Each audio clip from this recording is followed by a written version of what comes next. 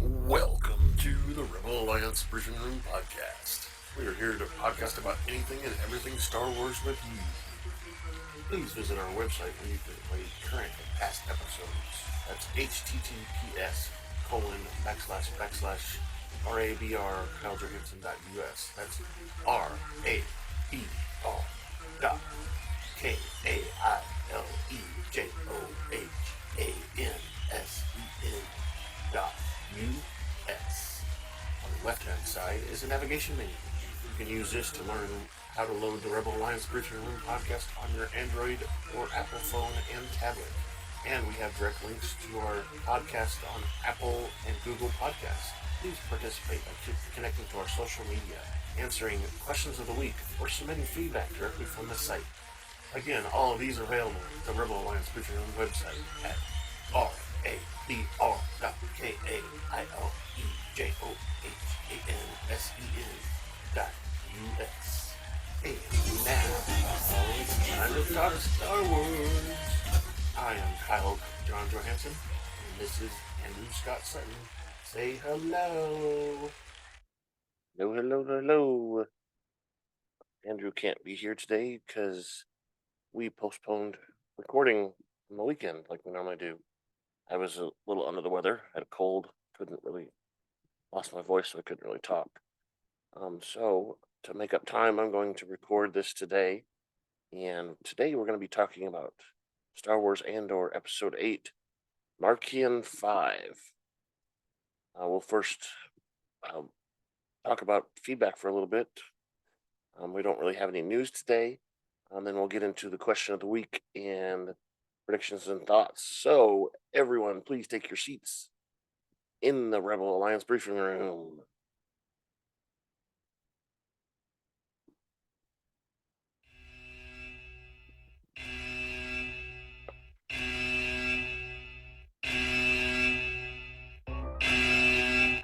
Spoiler alert. Danger. You're about to be spoiled. This is your spoiler alert. We're about to talk candidly and explicitly about some TV shows or movies. If you have not watched them, please fast forward to the appropriate section. You will not be warned again because you will be spoiled.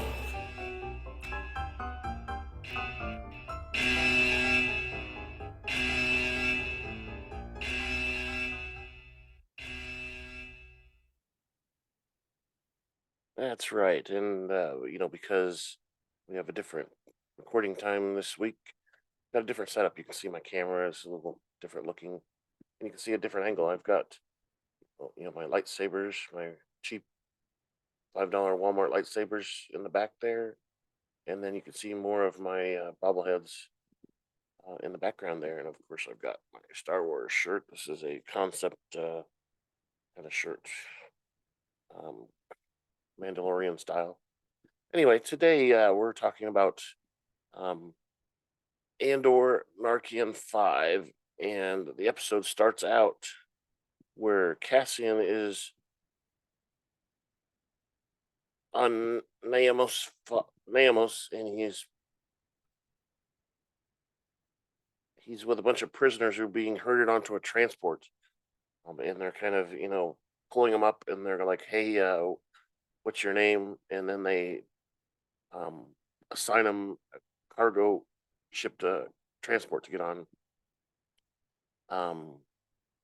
And Andor says that he's from Dearest Plata.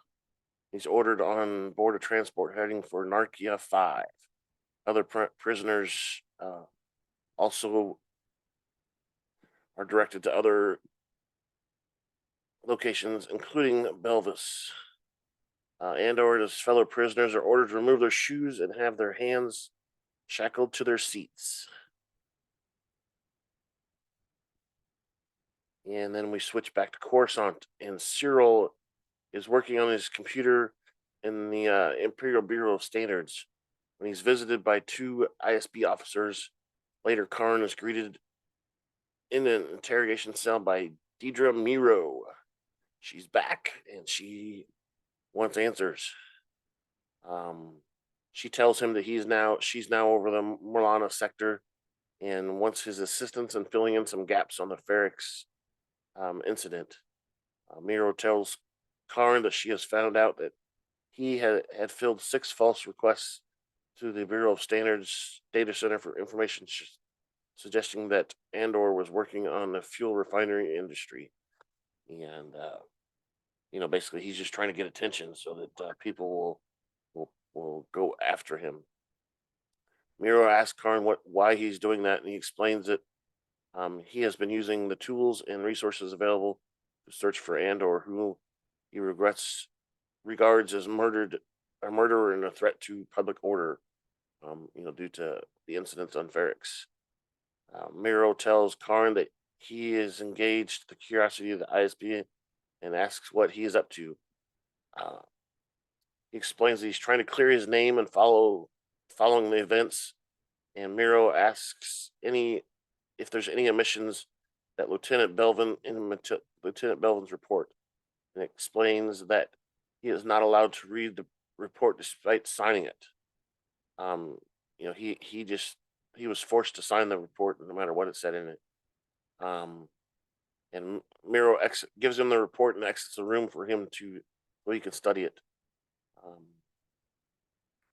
And then we switch back and we see the transport descending onto Narkin 5, which is covered in ocean. Peering through viewports, Andor can see several large maritime ships. Back on Coruscant, Meero delivers her report on the Starpath unit that was recovered on Ferrix to several high-ranking ISB officials, including Yularen and Partridge. Meero argues that the thefts of the Imperial technology is occurring on a galactic scale. Meero also briefs the audience about Andor and informs them that he has murdered 2 corporate security personnel. Meero believes that Andor was the acting of transferring of the Starpath unit to a person codenamed Axis, who she thinks is central to organizing the rebel efforts to acquire specialized Imperial gear. Yorlin goes through a list of items that Meero requests for her investigation, including a full planetary commitment of garrison tech packages, Series 9 Spectrum surveillance, local agent funding, and a code droid. Yorlin thinks that this is a expensive investment, but Meero counters that it's a fraction of the price of what they've lost in technology so far. Besides apprehending Andor, Meero plans to capture Axis next. Partagrass backs up Meero, saying that Axis has been nimble in spreading his activities around the galaxy. They are unaware of the scope of activities to the full extent. Meero describes the events on Ferrix as Axis' first mistake. Meero plans to search for Andor on Ferrix as part of a wider hunt. And then we go back to Andor, and he's getting off the transport into the prison. There's a little docking area, and they're ordered to disembark, and the warden informs prisoners that they will be assigned to an Imperial factory due to labor abilities. He informs the prisoners of their duties and shifts, and the warden then tells the prisoners to maintain control over the prisoners by activating a shock-inducing floor. The warden explains that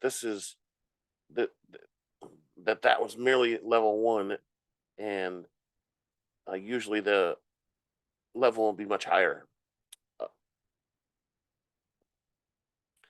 Back on Coruscant, Karn is finished reading Bevlin's report, and he informs Meero of several omissions, including criminal negligence by his commanding officer, Chief Inspector Hein, and a total lack of Imperial authority on Ferrix, and the fact that Andor was assisted by local accomplices. Meero also questions Karn about the description of Andor's accomplice, whom he describes as a tall older man wearing a gray cloak and dark boots. Karn recalls the accomplice had a distinctive voice. In return for Karn not filing any more requests for information, Meero promises to tell the Bureau of Standards that he was of good service to the Empire today. Before leaving, Karn emphasizes that he was a competent deputy inspector who solved a double murder and found a killer in 2 days. Karn offers his help for her to find Andor and his handler. He emphasizes that he could be a valuable asset to the Empire going forward. Meero warns him not to raise the ISB's attention and to forget this happened. Now we go back to the prison, and we're back on the factory floor. Andor, who is dressed in a white and orange uniform, is led by his captors into the prison following a brief delay. He's led down a lift into the factory floor, which is called Unit 5 D2D. Andor is greeted by his fellow prisoners, a fellow prisoner named Kino Loy, who is the manager of the unit. Andor introduces himself as Keith. Loy tells the prisoners that this is a 12-hour shift and assigns Andor to Table 5.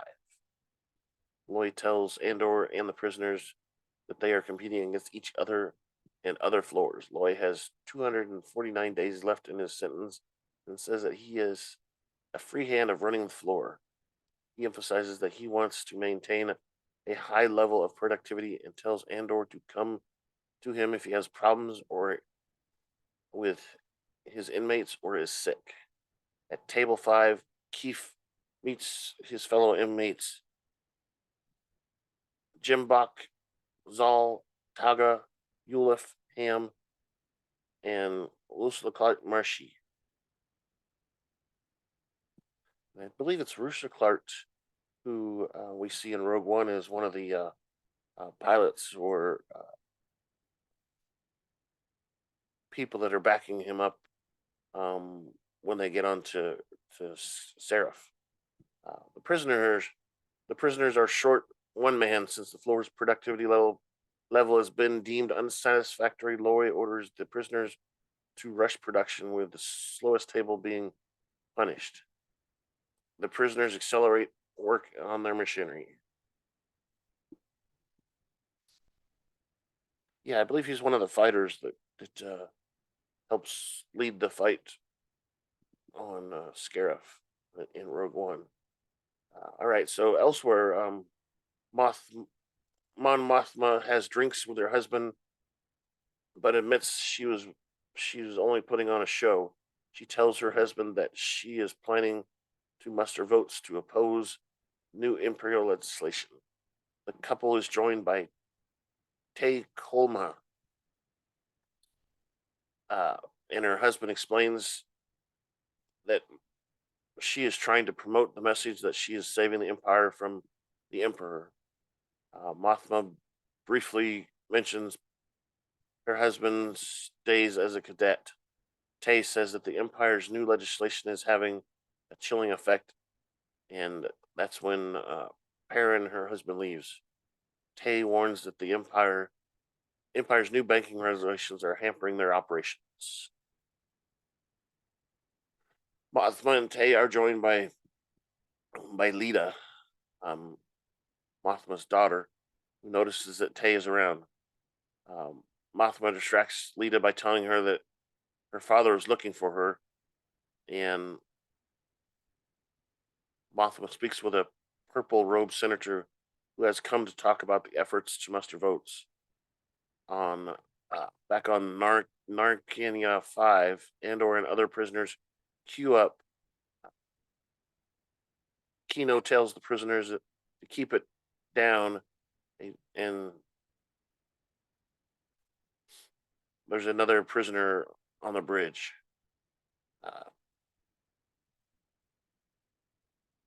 Back on Coruscant, Mothma and her allies discuss Emperor Palpatine's new laws, including the public order resentencing directive. A bearded senator expresses concern about the dangers of Palpatine's unlimited new security powers. A female senator says they are living in dangerous times, while another male senator also remarks about the Chandlerian hospitality at the party. And we're back on uh, the prison on Narkina. Inmates Zool and Jimbok brief Andor about how his electronic monitored cell works. The his bay he's allowed to sit in while he's resting. The cells are equipped with refreshers and food, uh, and it comes in a tube or something. He says the better we do, the better they add more flavor enhancements to it. Um, Jimbok asks Andor what he did to end up in prison, and Andor's a little evasive. Jimbok reveals that Imperial authorities doubled everyone's sentences recently following the events on Aldani. Um, and Taga talks about the public order sentencing directive. Andor feigns ignorance of the events on Aldani. The other prisoners claim that rebels slaughtered an entire garrison, but others dispute that claim.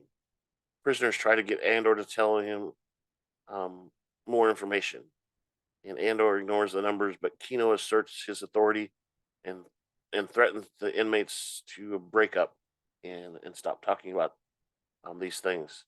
The the intercom over the system intercom comes on and says um, that the prisoners are to go to their cells, and Andor is the last to comply and enters his cell before the floors begin flashing red. And when the floors flash red is when they're charged. So they're not allowed to leave their bunks during sleep time. Uh, Back at the banquet in Coruscant, um, Perrin asks his wife Mothma to consider how often they spend their time admiring the view. It's just a beautiful view, and they never have a chance to look at it. After some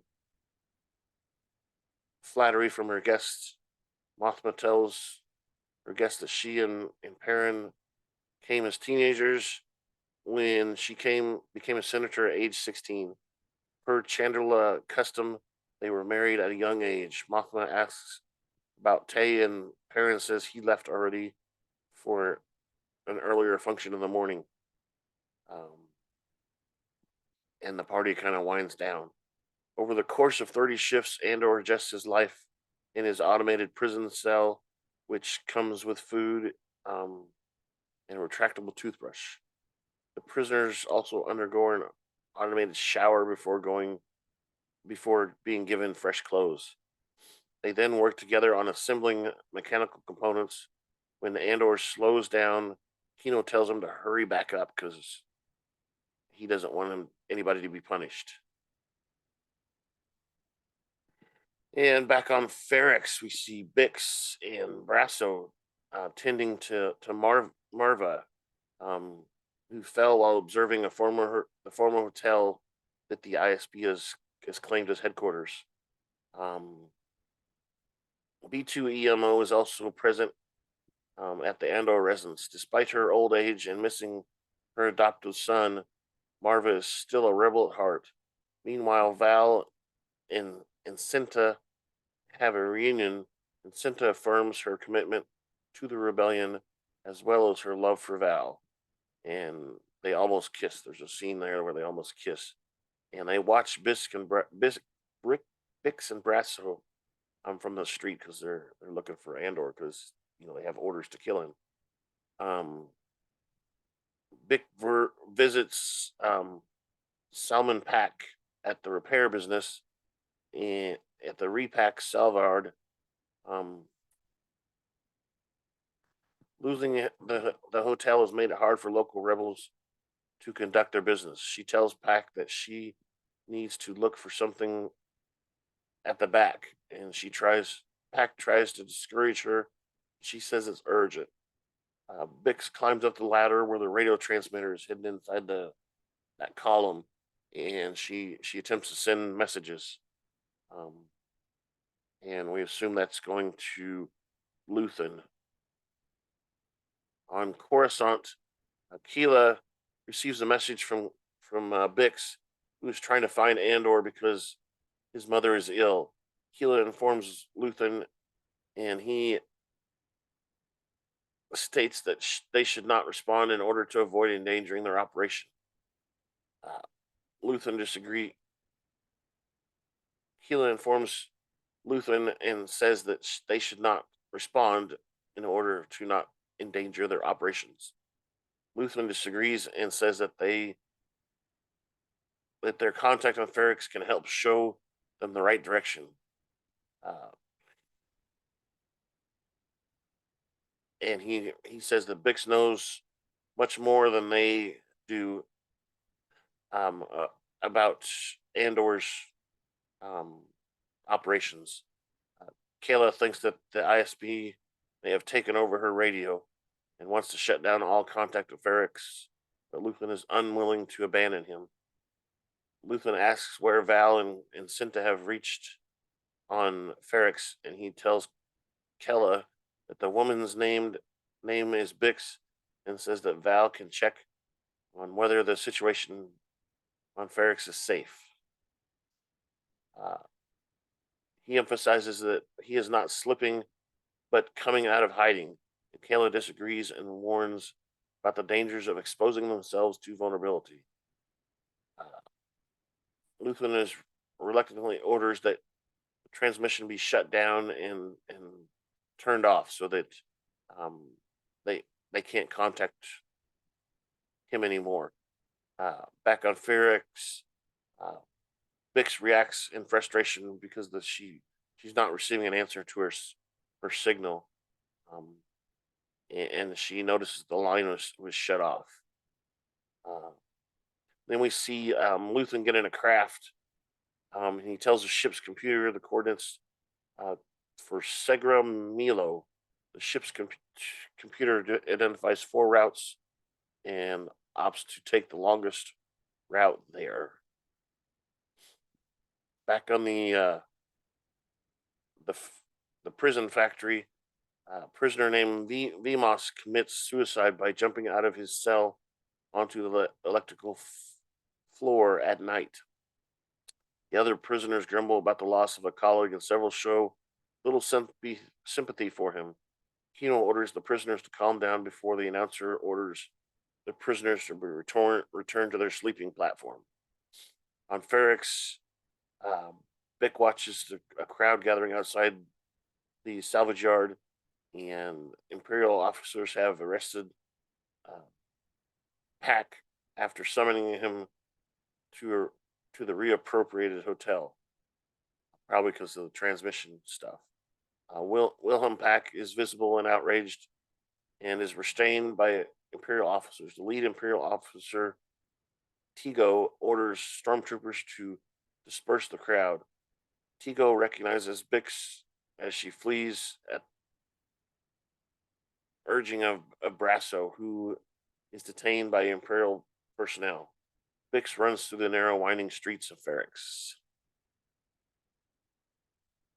Meanwhile, Luthen lands his aircraft at a partisan base on Segra Milo, which is guarded by Benthic. Luthen asks Saw Gerrera if he is involved in the Aldani heist, but neither confirm or deny that they are involved. Getting down to business, Luthen offers to trade several pieces of stolen technology, including a full set of Imperial drive adapters and 3 sealed steer guard targeting deflectors. After Luthen confirms that he has the items with him, Gerrera asks what the price is. Luthen tells Gerrera that he wants him to meet Anto Kigari, a contact who has been probing the Imperial power station at Spielhaus. Uh, Luthen says that Kiger has found some weakness in the defense and that he has an angle.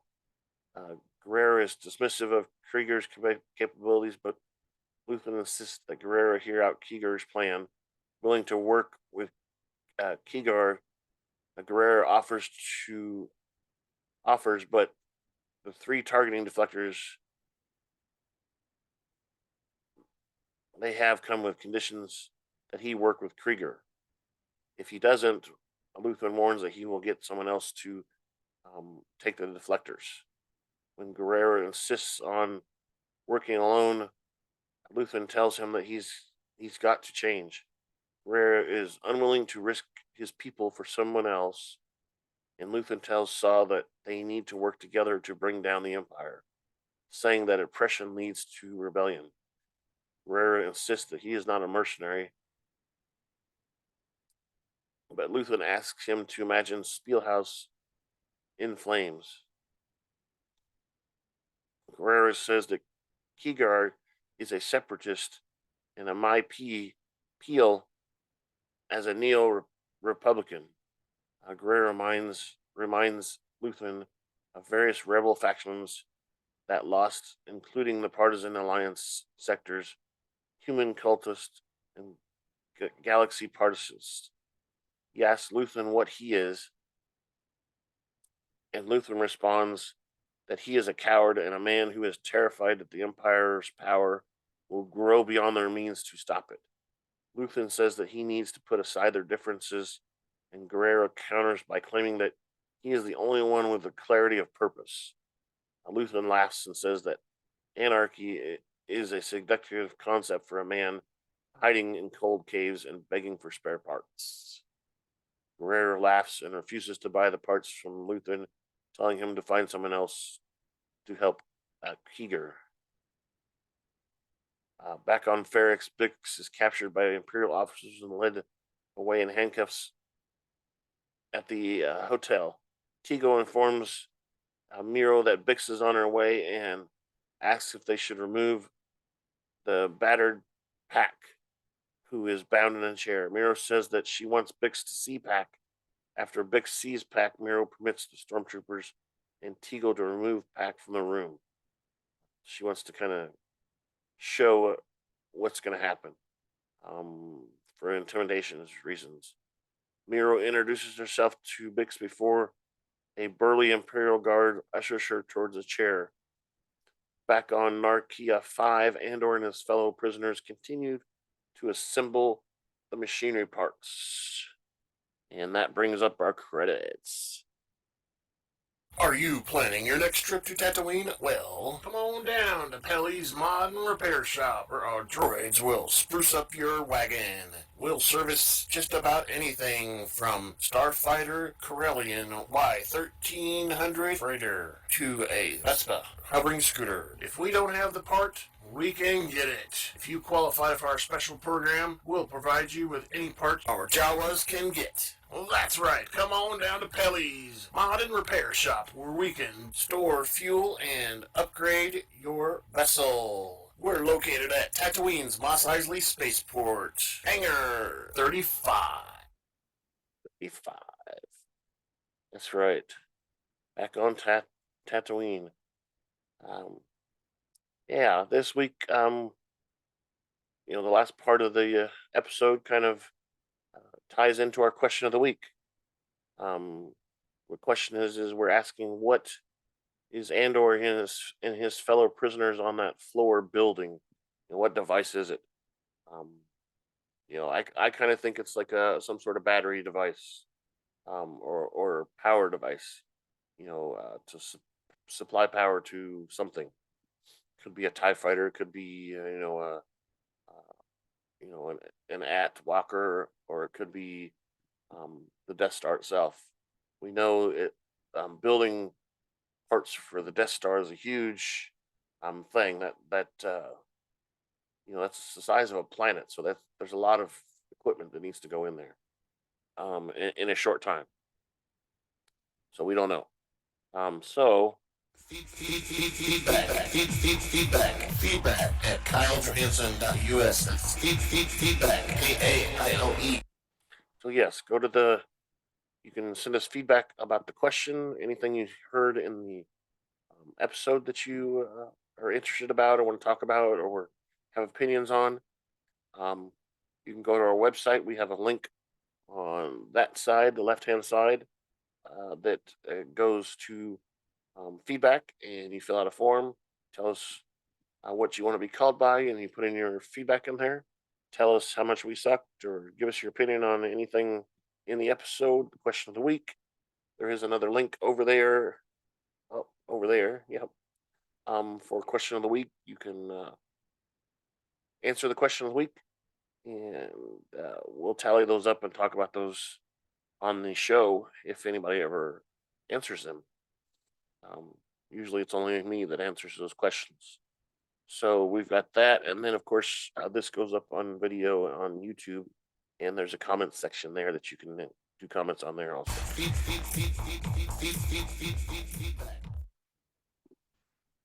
That's our feedback segment. Again, sorry that Scott wasn't able to join us today. We normally do this on the weekends, and because I had the cold, which you still may be able to hear in my voice, we skipped it, and now I'm kind of catching up.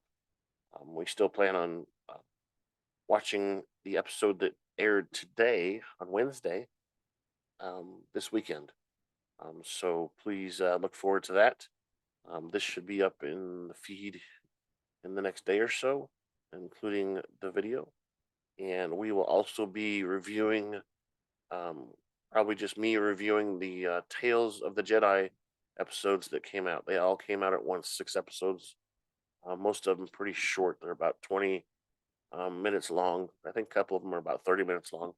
I'll be reviewing those later on us also. Thank you for listening to the Rebel Alliance Briefing Room podcast. Please visit our website where you can play current and past episodes. That's https://RABR.KaileJohansson.us. That's RABR.KaileJohansson.us. On the left-hand side is a navigation menu. You can use this to learn how to load the Rebel Alliance Briefing Room podcast on your Android or Apple phone and tablet. And we have direct links to our podcast on Apple and Google Podcasts. Please participate by connecting to our social media, answering questions of the week, or submitting feedback directly from the site. Again, all of these are available at the Rebel Alliance Briefing Room website at RABR.KaileJohansson.us. This podcast in no way is approved, sponsored, or owned by Lucasfilms Ltd., Disney, Disney Plus, or any of its subsidiaries. All opinions are solely owned by Kyle and or Scott, and in no way express the views or opinions of their past or present employers. Views and opinions are not supported or restricted by Lucasfilms Ltd., Disney, Disney Plus, or any of its subsidiaries. Any rebroadcast, reproduction, or other use of this podcast and its affiliate sites without consent of Super Duper Podcast Network and its host is prohibited. Sorry about that. So my cough is back. This is Andrew Scott. Say goodbye now. Bye-bye. You like my blue headphones? Anyway, again, Scott's not here. We're making up time, so it's just me by myself today. Have a good one.